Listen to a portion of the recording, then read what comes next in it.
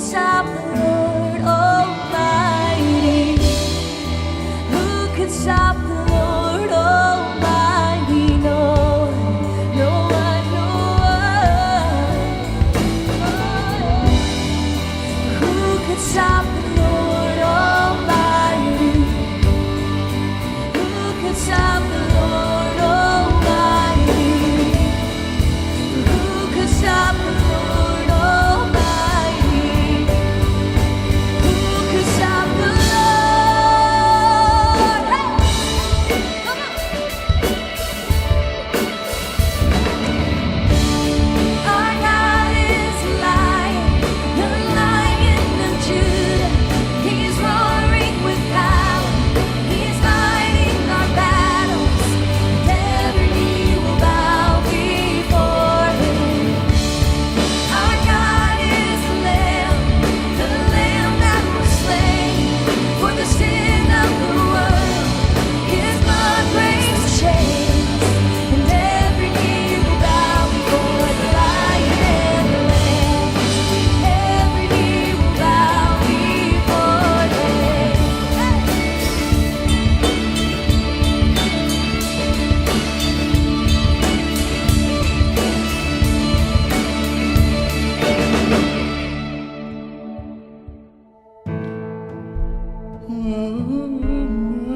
Thank you, Jesus.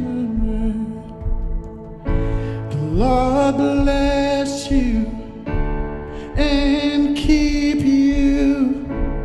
Make His face shine upon you and be gracious to you. The Lord turn His face towards you and give you peace.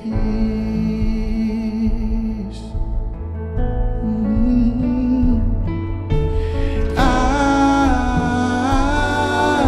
Amen. Amen. Amen.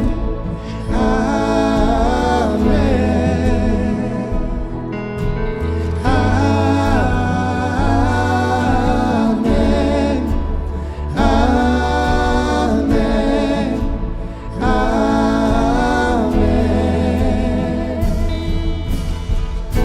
The Lord bless you and keep you.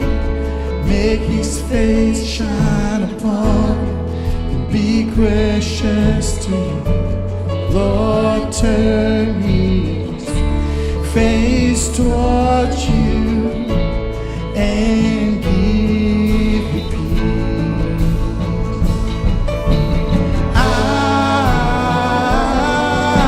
Amen. Amen. Amen.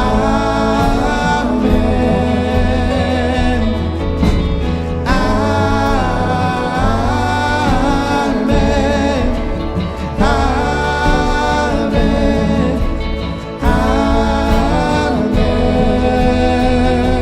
Oh, we praise your name, Jesus. All the glory.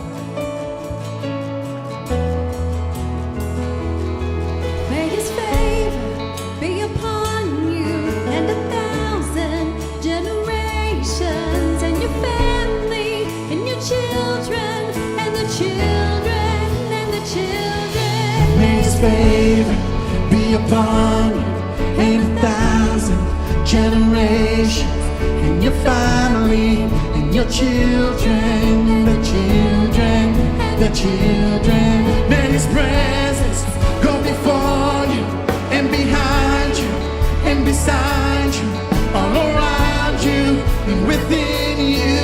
He's with you, He's with you in the morning, in the evening, and you're coming, and you're going, and you're weeping and rejoicing. He's for you, He's for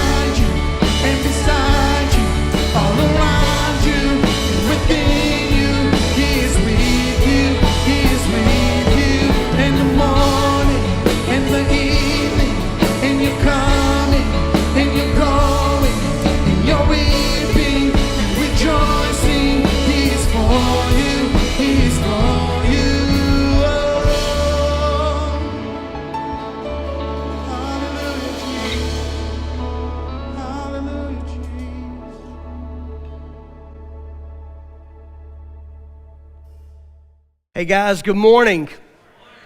How you feeling today? Good, good. I'm glad you feel good. You look like you feel good, and it's always good to be together in God's house. Am I right? Yeah. So glad that you guys are here. Just a heads up, we're recording today's service. We're doing it live. What? Yeah, I need you guys to behave. Especially these first 3 rows. I need you guys to be on your best behavior. It's been a difficult week, and I don't want to, start off today's message with me lying on the proverbial couch and explaining all the tough things that I've dealt with this week. But I mention it only for this reason. It's been a while since I have felt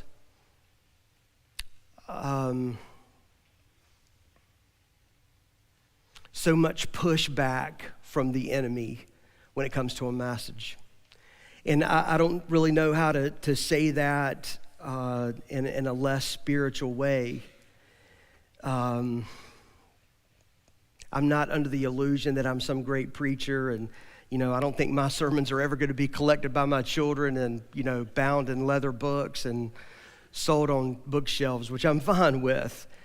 But I do feel like I know when I've got a message from the Lord, and I know when I'm getting pushed back. And so this week there's just been so much pushback, and that excites me because it lets me know that God wants to say something. He wants to do something in our lives. And in some ways, I sort of crave the pushback. You know, the old saying is, and I don't remember who said it first, but the old saying is that if you never run into the devil, if you never meet up with him head on, it could be that you're running in the same direction. And so you want to be careful about that. Well, I feel like he and I have bumped heads this week. So here's what I'm talking about today. If you have a Bible with you, open it up or turn it on and go to 1 Chronicles, which is in the Old Testament of the Bible. I'll go ahead and tell you it's not an easy book to find, but it's one of the history books, or 1 and 2 Chronicles are both history books. They were at one time probably one volume, but now we have them bound up in our Bible where there are 2 separate books. But go to 1 Chronicles chapter 28. We're going to look at about the first 10 verses or so. And today and next week, we're going to talk about God's model for manhood. And so maybe that explains why there's been a little bit of pushback this week, because we're going to talk about manhood. Today I'm going to focus mostly on the text. I'm going to give you 2 or 3 principles, but next week we're going to focus more on the principles. So I'll tell you, this is a part 1 and part 2 message. You need to be here next week. As well as today. Now, I'm sure that some of you are thinking, wait a minute, we thought Father's Day was last week. Well, it was last Sunday, but one of the things I said last Sunday is that as a pastor, I've learned through the years that people tend to take mothers to church on Sunday, but they tend to take fathers to Carowinds on Father's Day. So we take mama to church on Mother's Day. We do other things with our dads on Father's Day. And so I didn't want to waste this message last week. So I didn't. Here it is today. And I've added part 2 next week, guys. I say this so often, and I'm sure you do too. You feel like you say it too much, but we live in some strange times, don't we? And maybe every generation feels that way. I don't know, but I certainly feel that way for us in the world that we live in. These are strange times. They're very difficult times.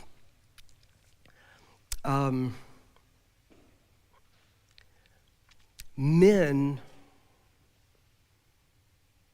sometimes deservedly, sometimes undeservedly, take a lot of heat for the problems that we have in the world. And when it comes to masculinity and manhood, the world seems to want to get rid of masculinity, thinking that somehow that will change our problems, that will somehow fix things, that'll make the problems go away. I would argue, and I'm not going to argue with you today, but I would argue, I would make a case for, I would contend that the reason that we have so many problems in the world, and let's just say among males, but hey, look, it's not women who are carrying rifles into elementary schools and shooting children and killing teachers, right? I would argue that the reason that we have this kind of problem among men is because there's a lack of biblical understanding around manhood, around masculinity. And hey, look, you can make that argument for most anything that we deal with in society that's a problem. The problem is that we've moved so far away from the scriptures that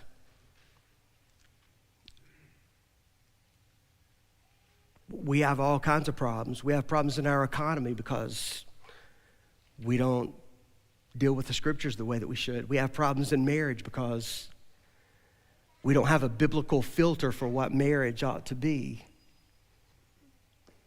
We have all kinds of problems in this world with sex, and it's because we no longer have a biblical filter for sex, that sex ought to be enjoyed, but between one man and one woman in the context of marriage. We are having problems with masculinity. So why don't we just keep it there, okay?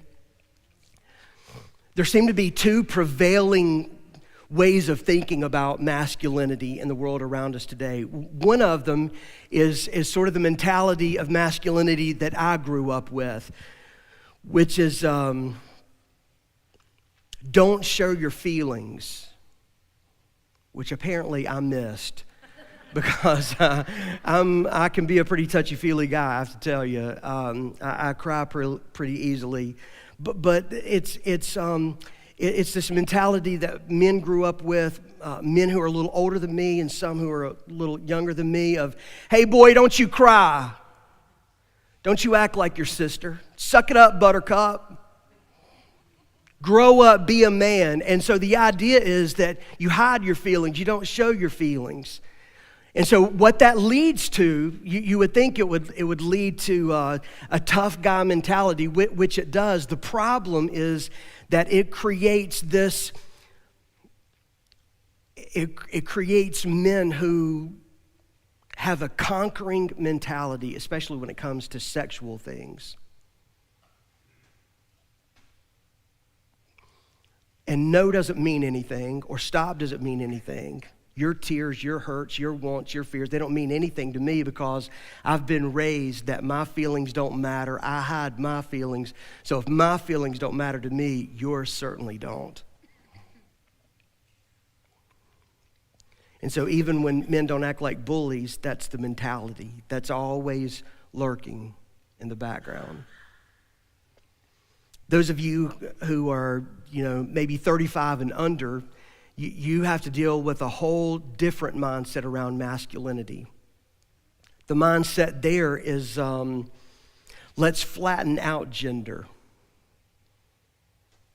Let's make masculinity and femininity. Did I get that right? First time. Let's just make those things the same. And we'll just say there are no differences between men and women. And so we've even picked this up in the church. The idea is that everybody should just be nice. Let's all just act Christianly. Anything that a man can do, a woman can do. Anything a woman can do, a man should be doing. But we certainly see that in our culture. And the biggest example of it is this. Well, I'm going to say the biggest example, but maybe the most glaring example is that our world, our culture says that men can be pregnant, that men can lactate, so that men can give birth and then feed a child from his own breast. And listen, you know that's not true. If you're here today and you hate God and you hate me and you hate anything that's biblical, you know that's not true. You know that men can't get pregnant.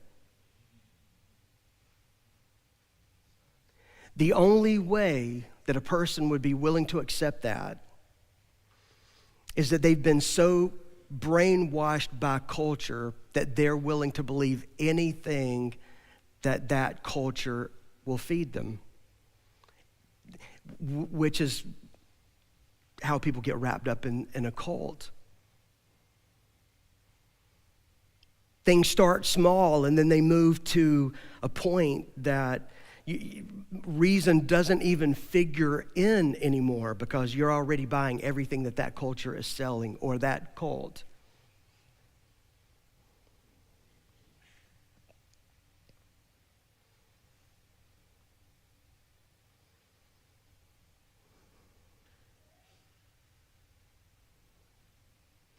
One of the things that excites me, I have to tell you, about being a pastor in these days and these times is that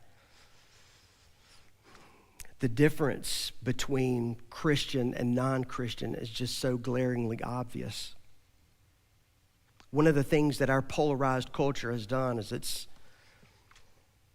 sort of flushed everyone out into the open based on what you believe. Now, the unfortunate thing is that we've marginalized each other. I had someone this week, it's a person that I've known for 20 years, say to me that if you even mention the word abortion, I'll never listen to another word you have to say. So she probably just clicked out. I wish she wouldn't. I'm so sorry that she feels that way. We're also to a point where I'm never going to stand in the pulpit, or we'll say at a table or behind a pulpit, and talk about politics in that you should vote for this person or that person. I'm just never going to do that. Now, if you want to ask me who I'm voting for, if you want me to tell you who I think you should vote for, meet me after church and I'm glad to tell you, but not in here. And the reason is because I'm not just trying to reach Democrats, I'm trying to reach Republicans too. I'm not just trying to reach Republicans and conservatives, I want to reach liberals too. This is about a gospel thing in here. Yep. But listen, we also live in a world that is just marinating itself in lies. And quite frankly, I'm sick of watching our young people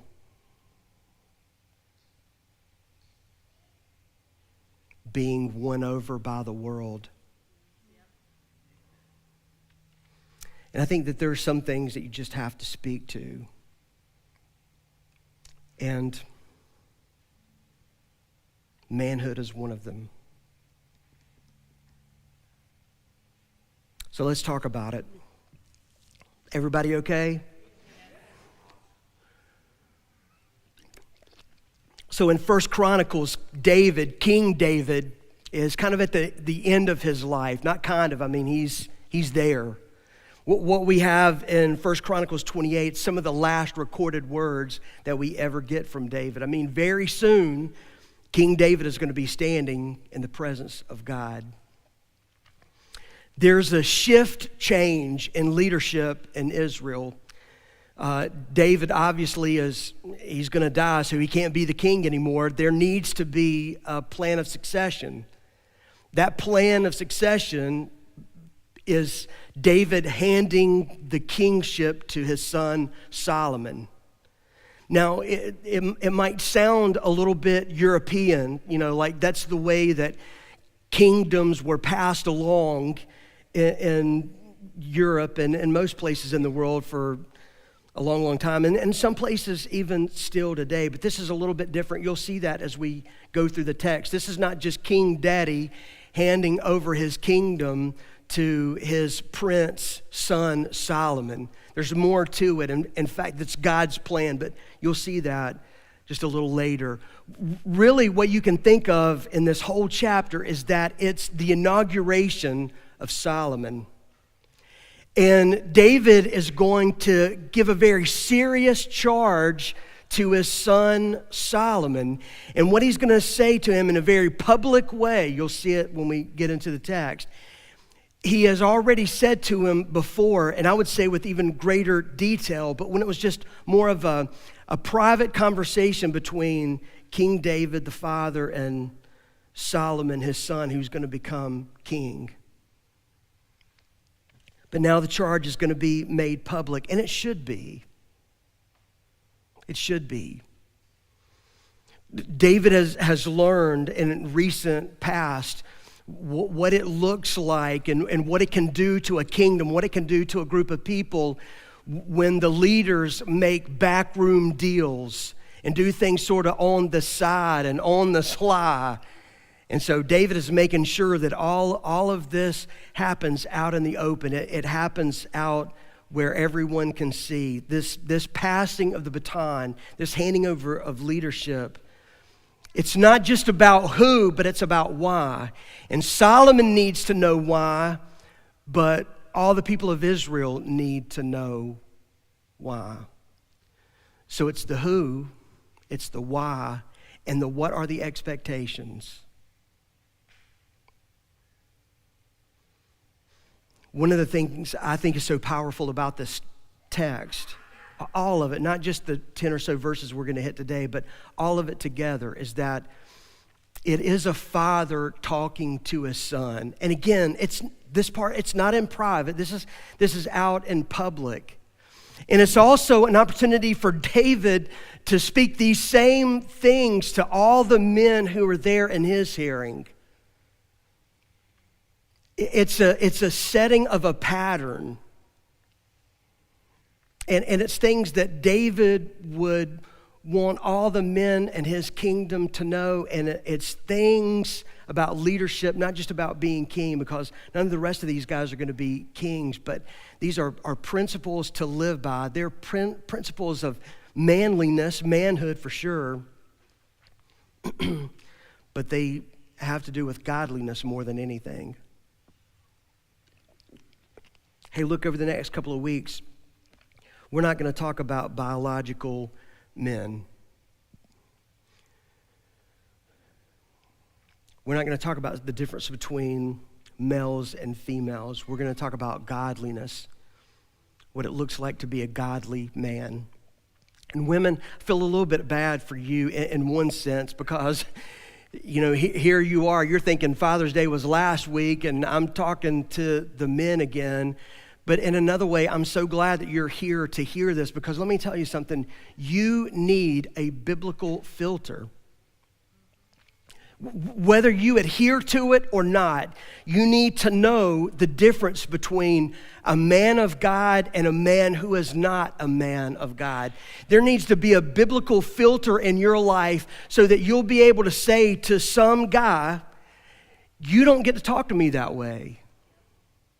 You don't get to treat me this way. This is not how a man is supposed to treat a woman. And I can tell you that the biblical filter is going to be so different from the cultural filter that's out there. You know, when I was a kid, and this will be the only reference I think I'll make like this today, but when I was a kid, when I was a teenager, you had chaperones at parties.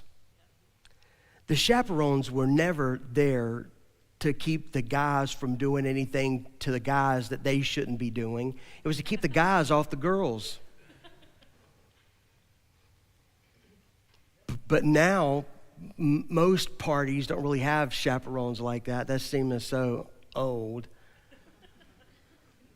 And at school, they just hand out condoms, which is basically saying, go get her, boys. The filter that girls have today for how they should be treated or how they're talked to, they get from movies, from rap songs. In my day and my time, you would not be able to get away with calling a woman a hoe to her face. I don't care what color she was. You didn't get away with that, and if the girl didn't say something about it, there'd be 3 or 4 guys right there that are willing to put a fist in your mouth. See, all those filters are gone.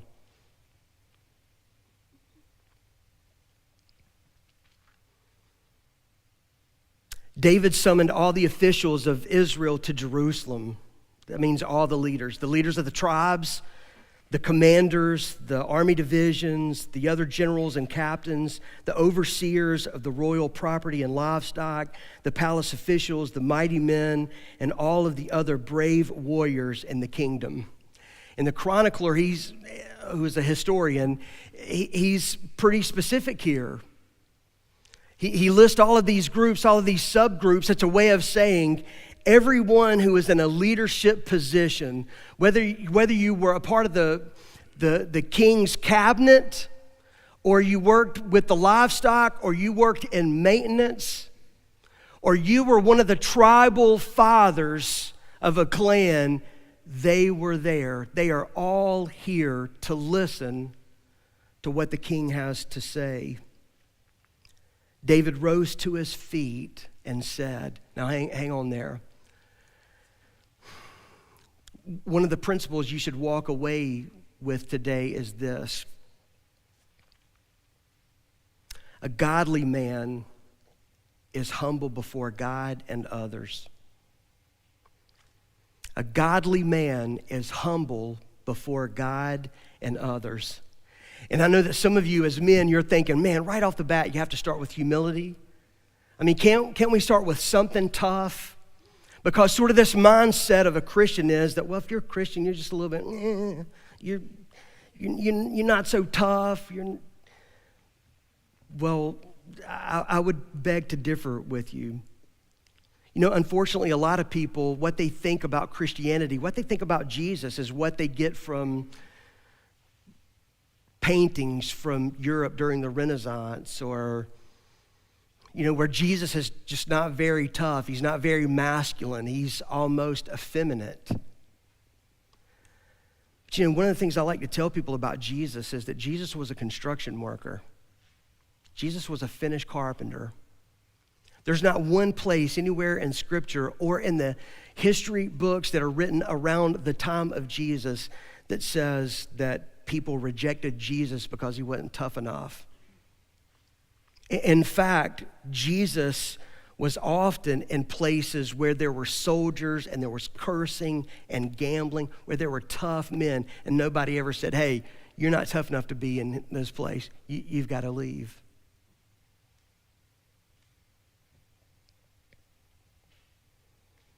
What about King David?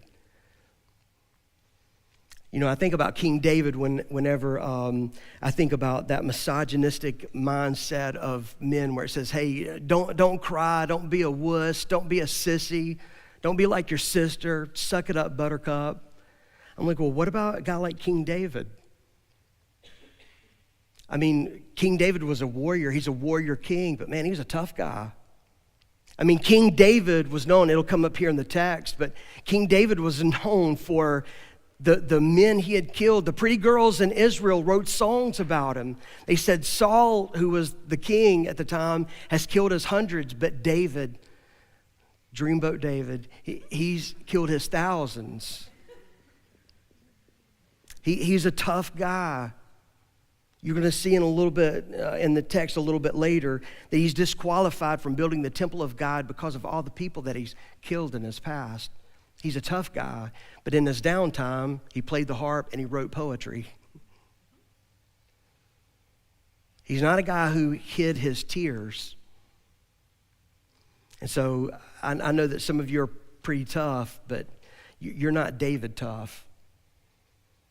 I mean, I know you go to 9 rounds or you do the CrossFit thing, but David once killed a bear and a lion. If there's going to be if this is going to come down to a street fight, if they're going into the octagon, my money is on King David.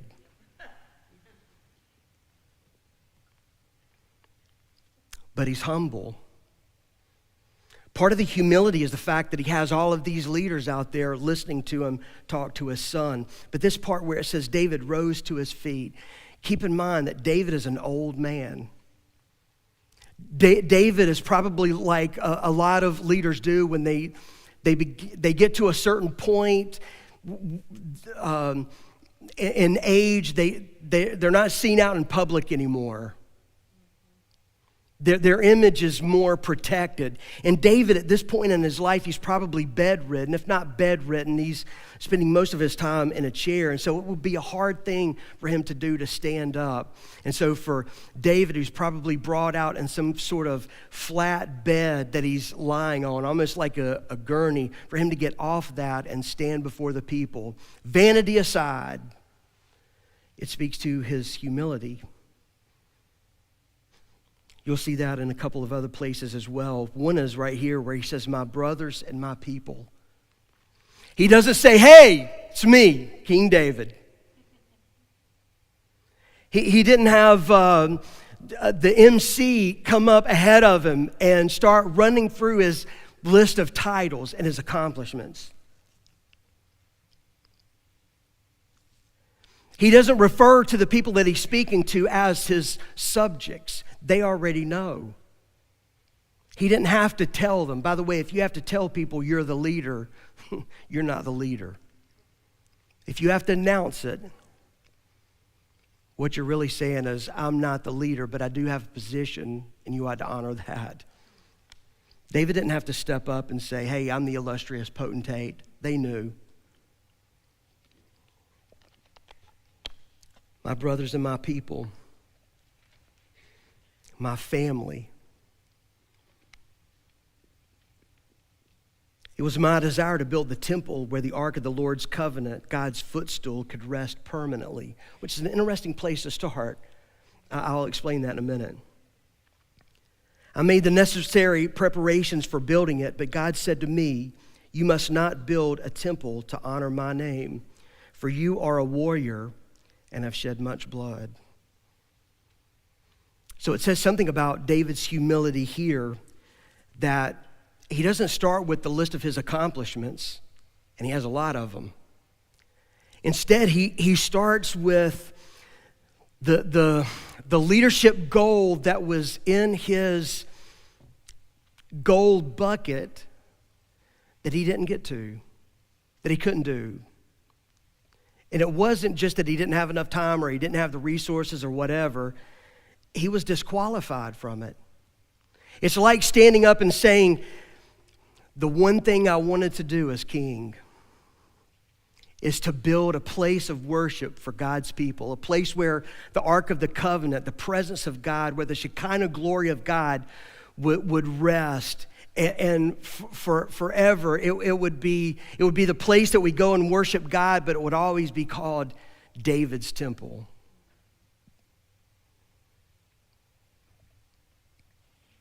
And it took humility for him to say why he wasn't building it. To say, I was disqualified. And he's not disqualified just because he's been a warrior and he shed blood. Hey, listen, that comes with the territory. When you're a leader like him, whether you're a king or you are a prime minister or a president, more than likely, you're going to be called on to send an army or to lead an army out into battle. There's going to be bloodshed. But David sometimes was on the wrong side of righteous killing. Sometimes David was guilty of killing innocent people.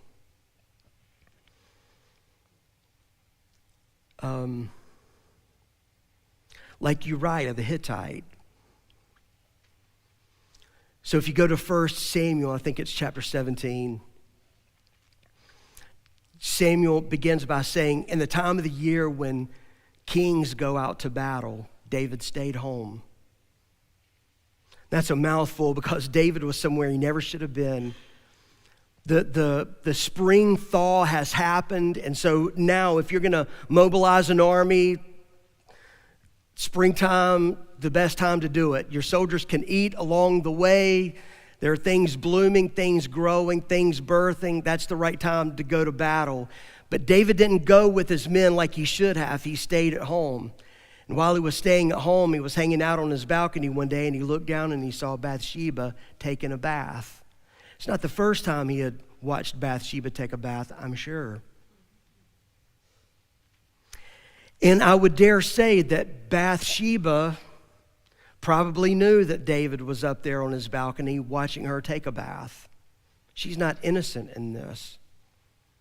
So after a while, David got tired of looking, and he decided to send for her. They have a romantic relationship, I'll call it that, and she became pregnant. David put together a few things to try to hide the fact that he was the father, like he sent for Uriah, who was out in battle in the army that David should have been out there with. Instead, he's back home having an affair with this man's wife. He sends for him, has him come home thinking, well, this guy's been off to war. He's been missing his wife, so he'll go in and have sex with Bathsheba, and then everything will be okay. Nobody but me and Bathsheba will ever know that that little boy running around belongs to me. Well, that didn't work out the way he thought it would, so we went to plan B. Plan B didn't work. Plan C was to have Uriah killed in battle. That's being on the wrong side of death. And so God said, it's not going to be you. You're not going to build the temple. And what I love, this is another part of David's humility. I love the fact that he didn't quit. He didn't pout. He didn't say, well, if I can't be the top guy, I'm not going to be involved at all. Don't you hate it when people do that?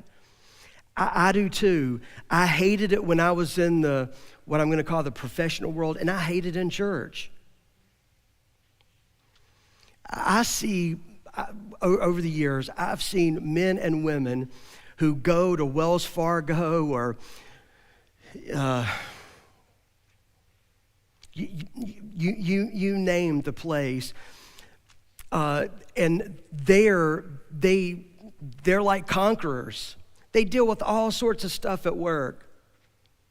They fight through the politics that's a part of working in a big corporation like that, and they deal with it and they seem to enjoy it. But man, you let the first little thing happen at church, the next thing you know, they're gone. And the human in me just wants to say, what a baby. Suck it up, buttercup. Stop crying. Get over.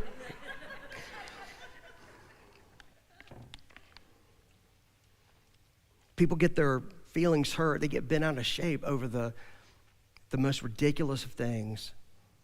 Well, this is not a small thing. This is not a ridiculous thing.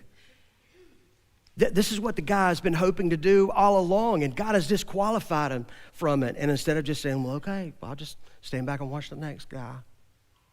He puts together all the preparations. He makes all the plans. You're going to see next week when we get deeper into the text that he rounds up the supplies. He has all the building prints. I mean, he has everything, even the labor, all lined up. He has everything that Solomon's going to need to help him to be a success.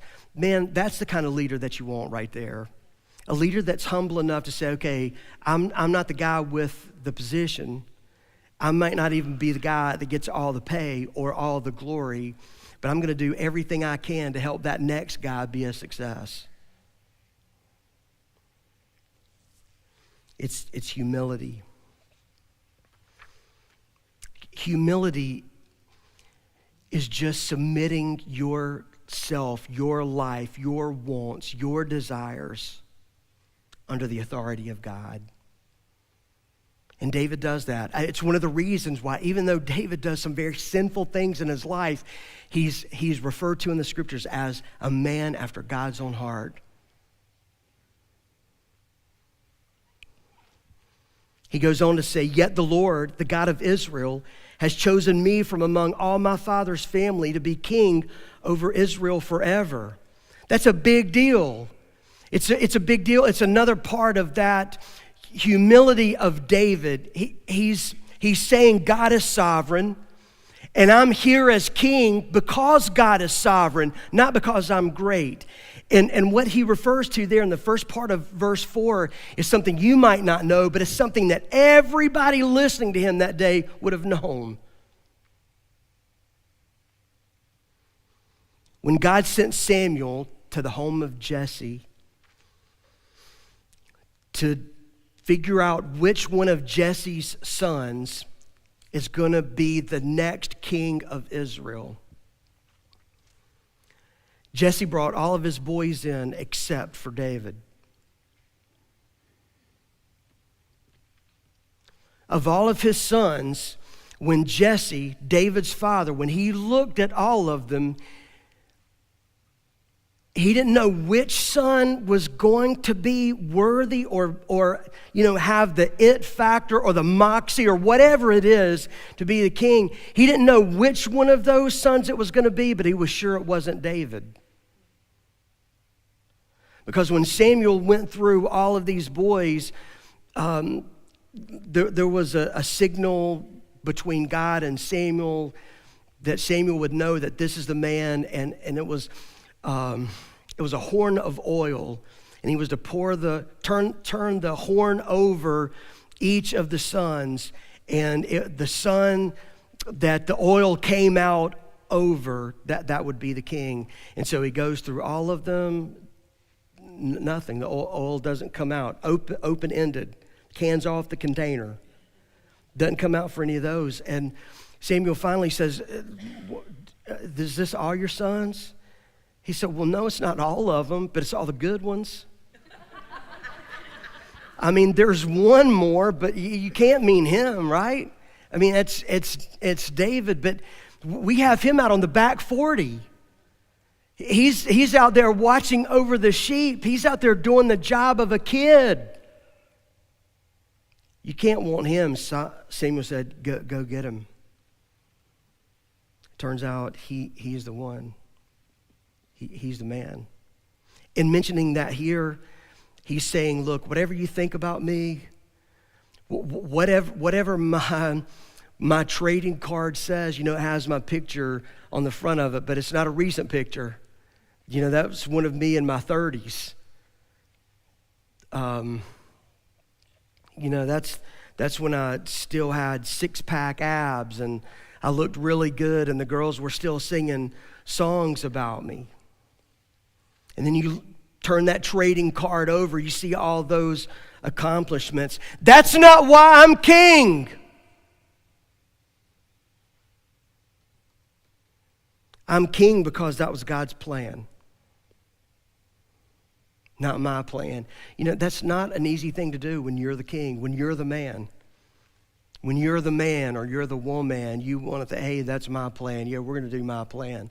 My plan succeeded. It's all about me. David may have felt that way at some point in his life, but he certainly doesn't now. He said, for he has chosen the tribe of Judah to rule. And from among the families of Judah, he chose my father's family. And from among my father's sons, the Lord was pleased to make me king over all Israel. And from among my sons, the Lord has given me many. That might be the only bragging spot in the whole place. And the Lord's given me a lot of them. But I really think he's bragging on the Lord. The more sons you had, the more it was thought that you were blessed by God. He chose Solomon to succeed me on the throne of Israel and to rule over the Lord's kingdom. Some of the men who are sitting in that crowd of leaders that day were men who tried to help Adonijah, David's son, overthrow him in a coup. I think that's part of why David has them all there in his presence. So there's no question about who the next leader is going to be, and you're going to sign off on it. But he's letting them know, listen, if you go playing with who is the king, you just understand it's not a political thing, it's a spiritual thing. To go against who God has decided is going to be king, that's to go against God.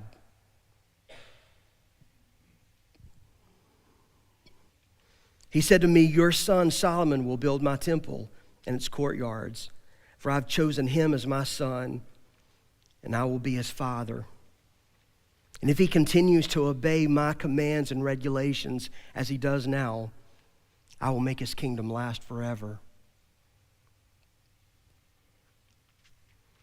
Here's the second principle I would give you. Be obedient to God's commands. That's what a godly man does. A godly man doesn't march to the beat of his own drum. That may be a very American thing to do. And in this culture, if you'll march to the beat of God's drum, it'll seem to everyone else that you're marching to the beat of your own drummer. You just need to know that the guy keeping time in your head is Almighty God.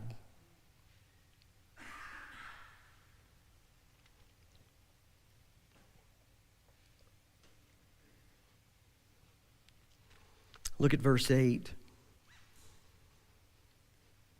So now, with God as our witness, and in the sight of all Israel, the Lord's assembly, I give you this charge. Be careful to obey all the commands of the Lord your God, so that you may continue to possess this good land and leave it to your children as a permanent inheritance. You know what just happened here? David says, son, let me tell you something. The most important legacy that you can leave for your children, the most important inheritance that you'll leave your children is a heritage of obedience. Obedience to God.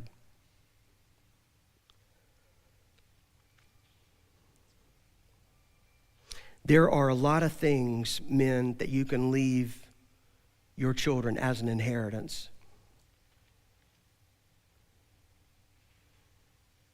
But nothing greater than a heritage and a pattern, a blueprint of being obedient to God. And I'll tell you,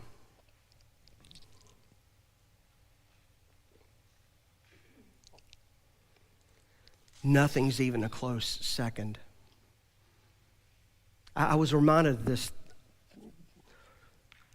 I don't know, maybe a week ago. You know, Karen's mother passed away a couple of weeks ago. We had her service last Thursday a week ago.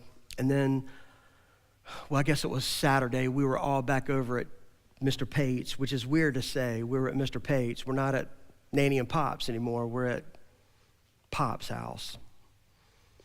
That's what we call him, by the way. Miss Pate was Nanny, just in case you're not sure. And Pop, that's what we call Mr. Pate.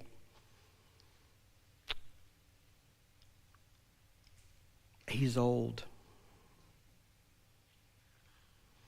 He's in poor health.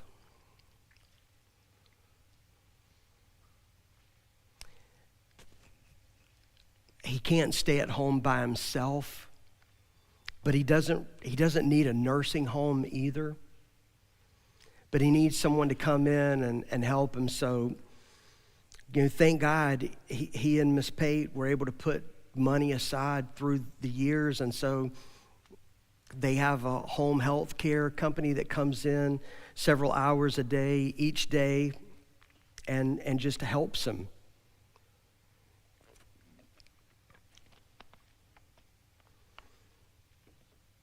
And Pop's always been a little bit cheap. But he hates seeing the money that he's spending on this. And I get that.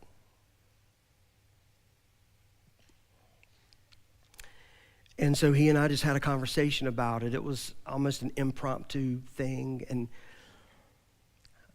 I just said, Pop, we're just thankful that you have the money set aside where you're able to pay for this. And he said, Jim, I know. He called me Jim. You can't call me Jim. Okay? You can call me a lot of that, just don't call me Jim, but he always calls me Jim. He said, Jim, I just want to be able to leave something for my children. And I get that, don't you? I'd like to have something to leave to my kids one day. It won't be a lot, but I'd like to leave them a little something. And so I know how he feels about that, but what I said to him is, Pop, you and Nanny have left something for us already that we could never repay.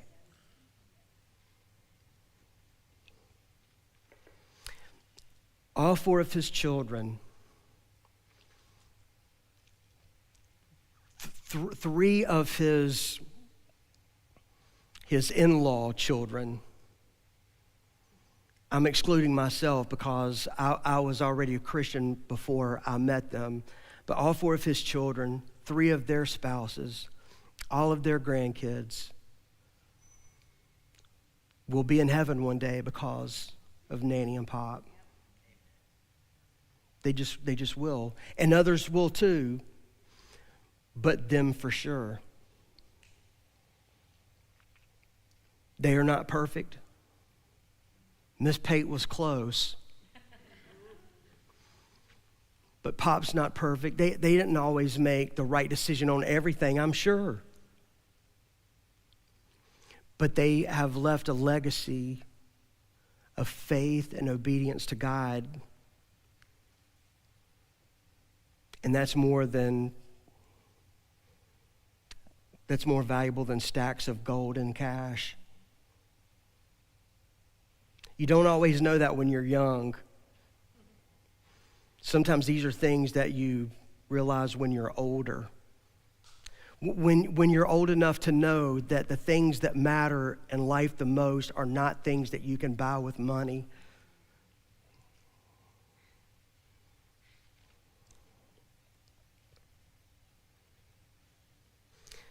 Men, play with your kids. Take them to the racetrack.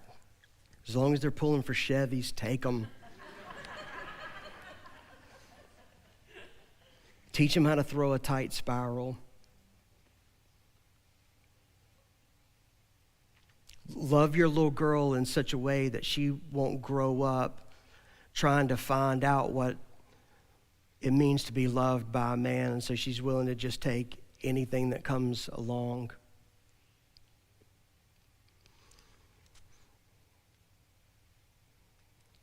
But if you don't leave your kids a legacy of faith and obedience to God, you failed them.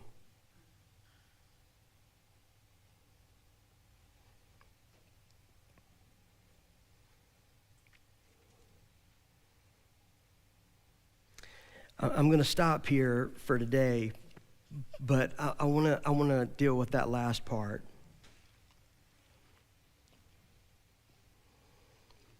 So what if you haven't left that kind of legacy?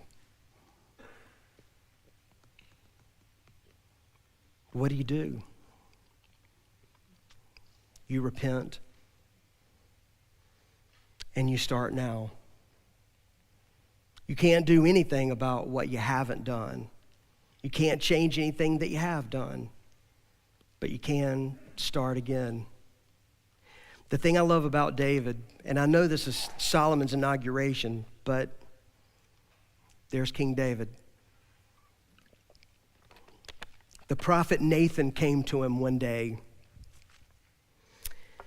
and this was after, this was after the whole Bathsheba thing, the affair, the baby that was born that died. By the way, Solomon is the second son born to David and Bathsheba. The son Bathsheba was originally pregnant with, that baby died. And so Solomon is sitting on that stage, and everybody out there knows, hey, I'm not going to say anything about it, but Solomon, it's not the best of stories. How his mom and David got together. So one day Nathan comes to David. And he said, David, I want to tell you a story about something that's happened in your kingdom.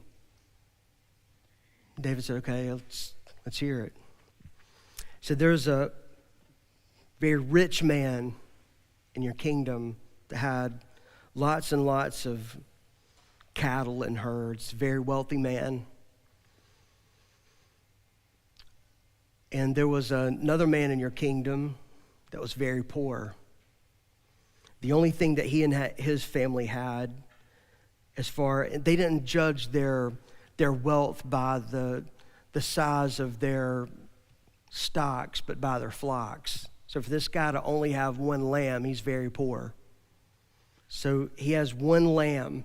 And he said the man and his family, they loved that little lamb. They cherished it. It was their prized possession. He would eat at the table with the family. He would sleep with the kids at night. He's a pet. One day the rich man decided he was going to have a party. Some of his friends came into town, and instead of going out to get one of the sheep out of his many, he sent his servants to the poor man's house to get his lamb, butchered it, and served it to his friends. And David was livid. You can almost see him grab a sword and say, who is this man? He will repay him 100 times over. I'll kill this man myself with my own bare hands. And Nathan said, David, that man is you.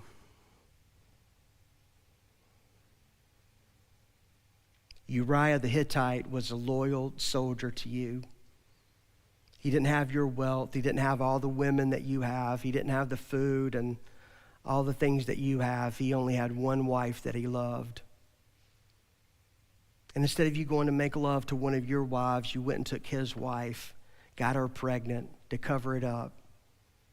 You killed her husband. And David rent his clothes and repented and said, I was sorry. That's why it was made public, because David confessed it. Psalm 51 is a psalm of confession and his repentance. He says, create in me a clean heart, O God, and renew a right spirit, a righteous spirit within me. He was a man who repented. So you haven't been doing it right, so start doing it right. I wish I could go back and change some of the patterns that my kids saw in my life. But just start doing it right today. Let's stand together. I want to pray for you.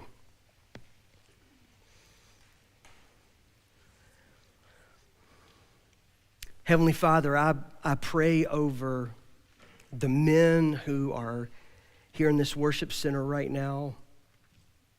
I pray over the men that are watching but are not here.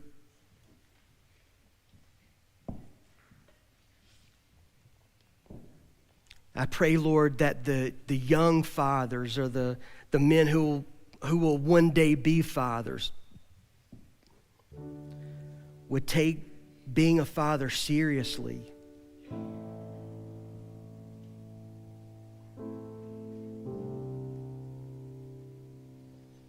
To set the right examples. It's not going to be perfect because none of us are, but teaching the right things, doing the right things. And Lord, for the men that are here today or watching who've never even heard of doing anything like this before. Maybe their kids are now teenagers, or they're in their 20s or 30s or their 50s. Now they have grandkids. They think I missed out on so much. Lord, I pray that right now they would just say to you, God, I'm sorry for that. Give me the strength and courage right now to start setting the right example, putting down the right patterns, doing what I can now to point my family toward God. Lord, I know that men and women, we're all created by your hand. You love men and women both the same. And yet, God, we are different. We have different roles in the family. It doesn't mean that one's more important than the other. They're both important. You gave Eve to Adam not to be an understudy to him, but to be a partner with him in life. But Lord, what it means to be a man, what it means to be a woman, just the very value of human life is up for grabs today in our culture. I pray that you would turn that around. And Lord, help us to realize that you'll turn that around when it's different in the lives of your people.